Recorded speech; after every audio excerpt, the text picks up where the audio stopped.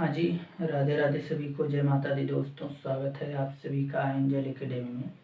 प्यारे दोस्तों, पिछले वीडियो में हम लोगों ने नंबर सिस्टम स्टार्ट किया था और उसमें हम लोगों ने कुछ डिस्कस किया था, जो था इकाई अंक ज्ञात करना।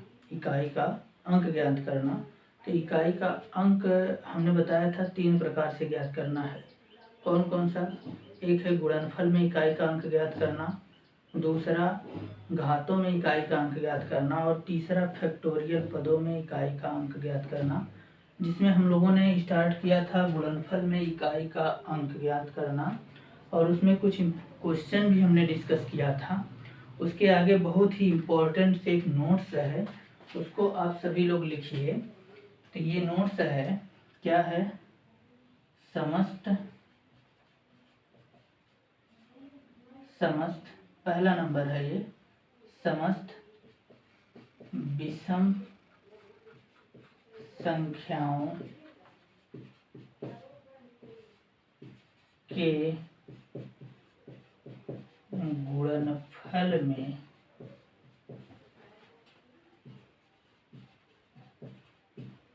इकाई का अंक 5, इकाई का अंक 5 तथा समस्त सम संख्याओं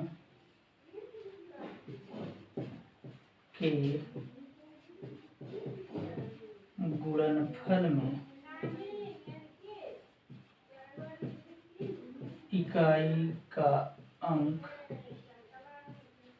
इकाई का अंक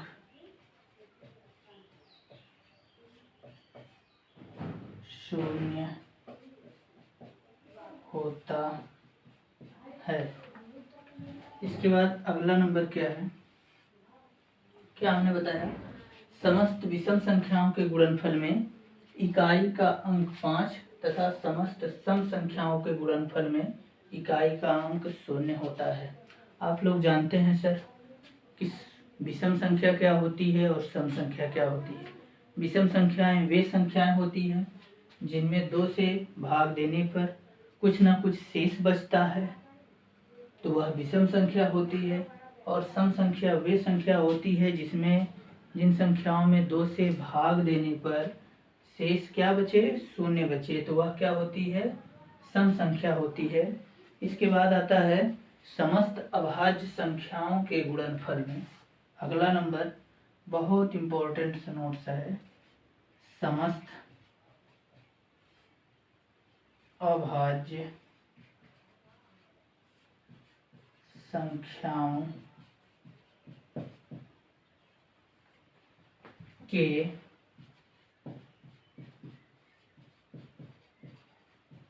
गुणनफल में इकाई का अंक 0 होता है। समस्त अभाज्य संख्याओं के गुणनफल में क्या होता है? इकाई का अंक 0 होता है। अगला नंबर है समस्त विषम अभाज्य संख्याओं के गुणनफल में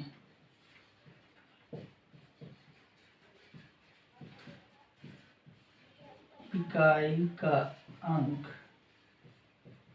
5 होता है। तो अभाज्य संख्याएं क्या होती हैं? अभाज्य संख्याएं वे संख्याएं होती हैं जिनके केवल और केवल 2 गुणनखंड होते हैं। जिस संख्या, जैसे कोई भी संख्या ले लीजिए, एक संख्या स्वयं उसका गुणनखंड होती है और कोई भी संख्या होगी उसका एक गुणनखंड होता है। एक और स्वयं संख्या का जिसका गुणनखंड होता है वे सभी क्या होती हैं? अभाज्य संख्याएं होती हैं। स्टार मार्क करके लिखिएगा कि सबसे छोटी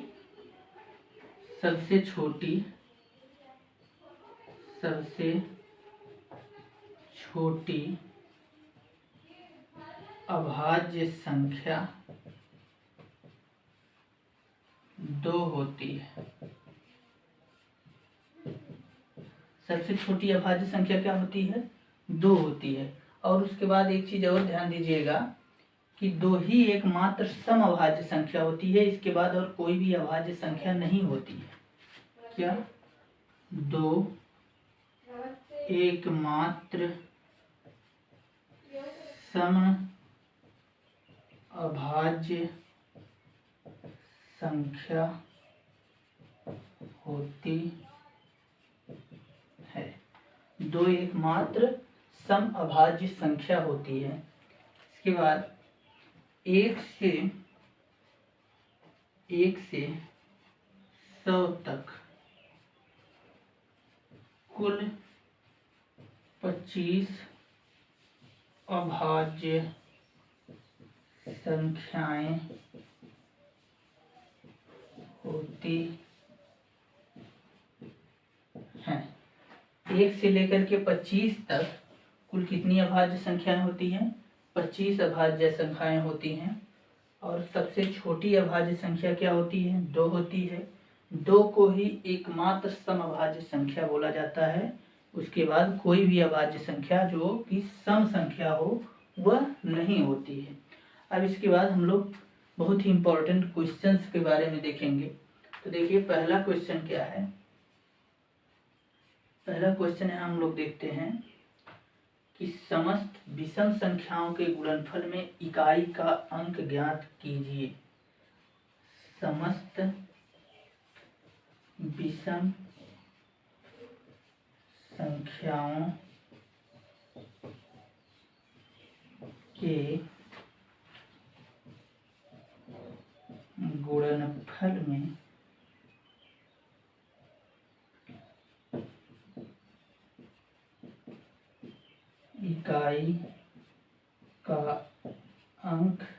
इकाई का अंक ज्ञात कीजिए। समस्त विषम संख्याओं के गुणनफल में इकाई का अंक ज्ञात कीजिए। ऑप्शन देख लीजिए। ऑप्शन 1 ए नंबर, बी 2, सी 5, डी ज्ञात नहीं कर सकते। ज्ञात नहीं कर सकते, ये ऑप्शन है। तब इसको हम लोग सॉल्यूशन कैसे करेंगे, हल देखिए। हमने यहाँ नोट्स में बहुत इंपॉर्टेंट नोट्स है, इसको आप लोग याद रखिएगा। इसमें हमने बताया है समस्त विषम संख्याओं के गुणनफल में इकाई का अंक क्या होगा। यहाँ देखिए समस्त विषम संख्याओं के गुणनफल में इकाई का अंक क्या होता है? 5 होता है। तो देखिए आता कैसे है। तो जितनी भी विषम संख्याएं हैं पहले हम उनका गुणनफल करते जाएंगे। 1, 3, 5, 7, 9, 11, 13, कहाँ तक? इनफाइनाइट तक। तो देखिए क्या वाकई में 5 आता है। 1 का गुणा करेंगे 3 में, ठीक है 3 आया। 3 का गुणा 5 में करेंगे 15 आया। अब इस वाले इकाई का हम 7 में कर रहे हैं, केवल 5 का कर रहे हैं, क्या हो गया? 35 आया। फिर 5 का गुणा करेंगे 9 में, 9 25 45, फिर 5 आएगा। 5 का 1 में गुणा करेंगे फिर 5 आएगा। और फिर 5 का हम 3 में गुणा करेंगे तो क्या होगा? 5 ही होगा। जैसे देख लीजिए 45। फिर 1 का 5 के साथ हम गुणा कर रहे हैं, 5 आया। फिर 3 के साथ करेंगे फिर 15 होगा। तो यहाँ हमको क्या पता चला? इकाई का अंक हमको ज्ञात करना था। तो इकाई कितनी आई है? 5 आया है, ये आंसर है। तो आप लोग अगर इस प्रकार से क्वेश्चन आए कि समस्त विषम संख्याओं के गुणनफल में इकाई का अंक, तो आप लोग इसको याद रखिएगा और बिना हल किए इसको 5 को टिक करिएगा, 5 क्या होगा, आंसर होगा। इसके बाद आता है अगला क्वेश्चन, क्या है, समस्त सम संख्याओं के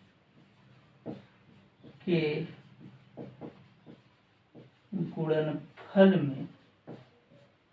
में इकाई का अंक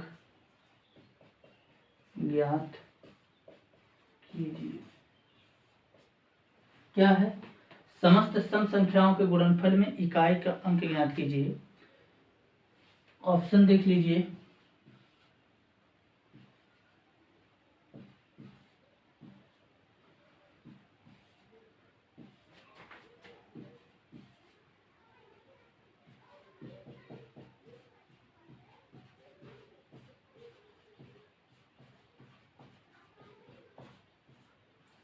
अगर इस प्रकार से ऑप्शन दिए गए हों तो हमको ज्ञात करना है क्या, इकाई का अंक ज्ञात करना है। तो हम लोग क्या करेंगे, दिया गया है समस्त संख्याओं के, सम संख्याओं के गुणनफल में इकाई का अंक ज्ञात करने के लिए देखिए क्या होता है। तो जो सम संख्याएं होती हैं हम उनका क्या करें, गुणा करें।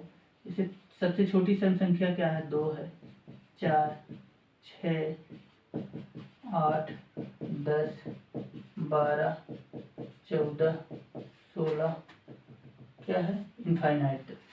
अब इसका गुणा किया जाए, देखिए कितना आता है। 2 का हम लोग 4 में करेंगे 8, 8 का 6 में करेंगे क्या होगा, 48, फिर 8 का 4 में करेंगे होगा 64, फिर इकाई का अंक क्या करेंगे, 0 से गुणा करेंगे क्या होगा, 0। अब बताइए, किसी भी 0 से हम किसी भी संख्या में क्या करेंगे, गुणा करेंगे तो वो क्या होगा, इकाई अंक क्या होगा, 0 होगा। यहाँ लिख देंगे हम लोग क्या, इकाई अंक बराबर, इकाई कितने आई, 0 आई। ये आंसर है। इसके बाद अगला क्वेश्चन हम लोग देखते हैं। अगला क्वेश्चन देखते हैं, क्या है अगला क्वेश्चन, समस्त विषम अभाज्य संख्याओं के गुणनफल में इकाई का अंक होगा। क्या है, समस्त विषम अभाज्य संख्याओं के गुणनफल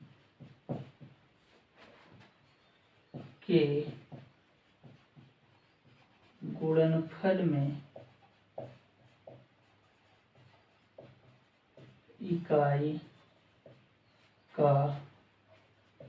का अंक होगा। क्या है, समस्त विषम अभाज्य संख्याओं के गुणनफल में इकाई का अंक होगा। तो जितनी भी विषम अभाज्य संख्याएं हैं वो क्या हो जाएंगी, उसका हम लोग क्या करेंगे, गुणा कर लेंगे। तो हमने बताया था 2 एकमात्र सम अभाज्य संख्या होती है और सबसे छोटी अभाज्य संख्या भी क्या होती है, 2 होती है। तो ठीक है, तो बताइए 2 अभाज्य संख्या, यहाँ पे विषम अभाज्य संख्या बताया, तो क्या 2 विषम अभाज्य संख्या है, नहीं है। तो उसके बाद क्या आएगा, 3। तो 3 सबसे छोटी विषम अभाज्य संख्या होती है। 3 के बाद क्या आ जाएगा, 5, 5 के बाद 7, 7 के बाद 9 आएगा। 9 अभाज्य संख्या नहीं होती है लेकिन विषम संख्या होती है, अभाज्य संख्या नहीं होती है। यहाँ पूछा है विषम अभाज्य संख्या, इसलिए हम लोग 9 को नहीं लेंगे। 11, 13, कहाँ तक, इनफाइनाइट। भाई हमने बताया है कि अभाज्य संख्या वे संख्या होती है जिसके केवल और केवल 2 ही गुणनखंड हो। एक वह स्वयं संख्या होगी और उसका एक गुणनखंड क्या होगा, 1 होगा। एक ठो तो वह संख्या हो जाएगी और दूसरा वाला क्या हो जाएगा, 1 हो जाएगा। तब देखिए इसमें क्या आता है, 5 में गुणा करेंगे जब 3 का तो 15 होगा। 5 से गुणा करेंगे तो क्या हो जाएगा, 35। फिर 5 का गुणा करेंगे तो यहाँ 5 आएगा। फिर 3 में गुणा करेंगे 5 का तो क्या हो जाएगा, 15। तो हमने बताया क्या, इकाई क्या हो जाएगी, इकाई का अंक बराबर कितना है, 5 आया। यही आंसर हो जाएगा। हमने यहाँ बताया भी है क्या, नोट्स नंबर 3 वाले में देखिए, समस्त विषम अभाज्य संख्याओं के गुणनफल में इकाई का अंक क्या होता है, 5 होता है। तो यहाँ पे देखिए 5 आया है। यदि आप लोग ये चीज़ें याद रखेंगे तो आप सभी लोग अपनी टाइम को भी बचत कर सकेंगे और क्या करेंगे, बिना हल किए 5 को आंसर टिक करेंगे। अगले क्वेश्चन पे देखिए क्या आता है, लिखते हैं समस्त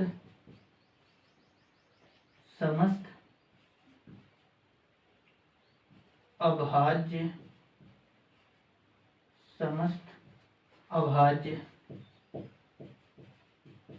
संख्याओं के गुणनफल में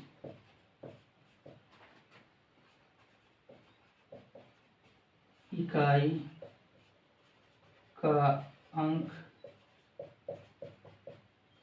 होगा, इकाई का अंक होगा। समस्त अभाज्य संख्याओं के गुणनफल में इकाई का अंक होगा। क्या होगा, अभाज्य संख्याएं। कौन सी संख्याएं हैं, अभाज्य संख्याएं। वे संख्याएं जिनके केवल और केवल क्या हों, 2 ही गुणनखंड हों तो वह अभाज्य संख्या होती है। अब 2 × 3 5 7, अब क्या 9 होगा, 9 नहीं होगा।